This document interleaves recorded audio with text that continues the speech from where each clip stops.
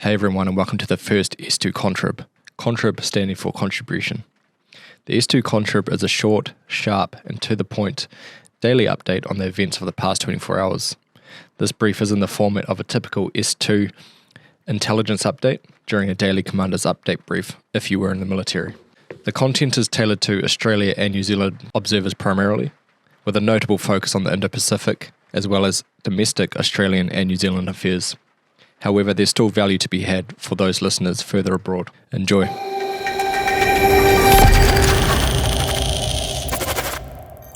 Welcome to the S2 Contrib 30th 0800 Zulu, October 23rd, ICOD 30 0730 Zulu, October 23.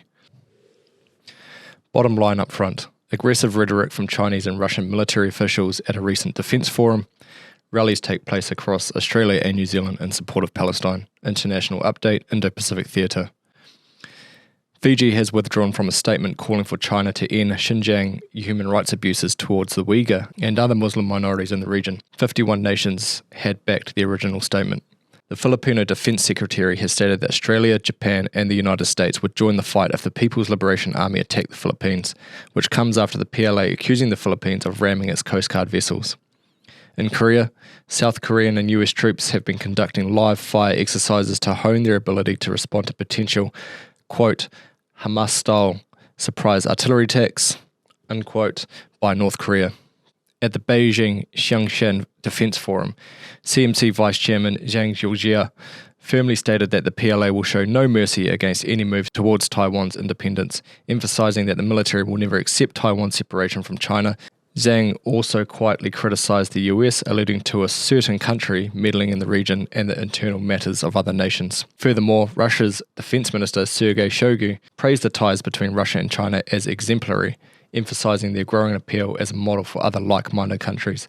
However, he also issued a stark warning about NATO's expansion towards the Asia-Pacific region, cautioning that it could lead to a military confrontation between nuclear powers with potentially catastrophic consequences. Moving to the Middle East theatre. Overnight in Gaza, the Israel Defense Force has reported that dozens of Hamas operatives who had taken refuge in buildings and tunnels were killed as ground operations persisted. The IDF detailed an instance where an Israeli aircraft directed by the ground forces targeted a Hamas-occupied building, killing over 20 militants. Additionally, a fighter jet hit the vicinity of the Al-Azhar University, targeting armed individuals and an anti-tank missile post. In recent days, the IDF claimed to have targeted over 600 sites associated with Hamas, including weapon storages, missile launch positions, and other strategic locations. Analysts comment, in a recent statement, Australian former Prime Ministers have condemned Hamas. New Zealand politicians have called for an immediate humanitarian corridor, but it's also important to note that New Zealand only categorises Hamas's military wing as a terrorist organisation, not the entire organisation. Therefore, it's likely to maintain a measured approach in its response to the conflict. Looking domestically, thousands have turned out in largely pro-Palestinian rallies across Australia and New Zealand. These protests have been largely peaceful, however, there are isolated reports of protesters burning Israeli flags and espousing inflammatory remarks towards Israel. ALCON comment. Fiji withdrawing from the United Nations statement indicates the pressure that China is able to apply to smaller Pacific Island nations in order to both protect and advance their interests in the region. China has a strong foothold in Fiji and was a key partner during the Bainimarama government. While the Rabuka government is more aligned to Fiji's more traditional partners, China still holds sway, especially due to the economic footprint it maintains in the country. In terms of the North Korean piece, it's unlikely North Korea would stage such an attack, especially at short notice.